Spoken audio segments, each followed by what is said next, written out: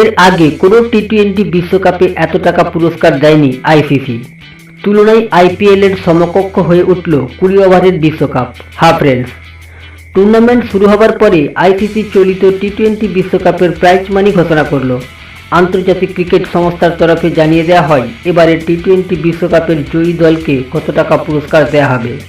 সেই সঙ্গে এও স্পষ্ট করে দেওয়া হয় রানার্স দল কত টাকা পাবে।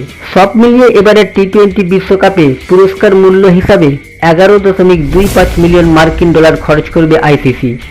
ভারতীয় মুদ্রায় যার পরিমাণ প্রায় 73 কোটি 52 লক্ষ টাকা। শুধুমাত্র চ্যাম্পিয়ন দলকেই দেওয়া হবে 2.45 মিলিয়ন মার্কিন ডলার, যার পরিমাণ প্রায় 20 কোটি 37 লক্ষ টাকা ভারতীয় মুদ্রায়। অর্থাৎ এই বছরের টি-টোয়েন্টি বিশ্বকাপ জয়ী দল পুরস্কার পাবে আইপিএল চ্যাম্পিয়ন দলের সমান অর্থ। ঠিকই শুনেছেন, আইপিএল 2024 চ্যাম্পিয়ন হওয়ার জন্য কলকাতা নাইট রাইডার্সকে বিসিসিআই পুরস্কার দেয় 20 কোটি টাকা।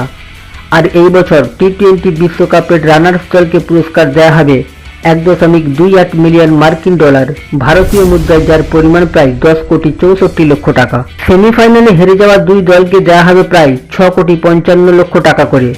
সুপার 8-এর যেই 4টি দল সেমিফাইনালে উঠতে পারবে না তাদের প্রত্যেককেই দেওয়া হবে ভারতীয় মুদ্রায় প্রায় 3 কোটি 18 লক্ষ টাকা করে।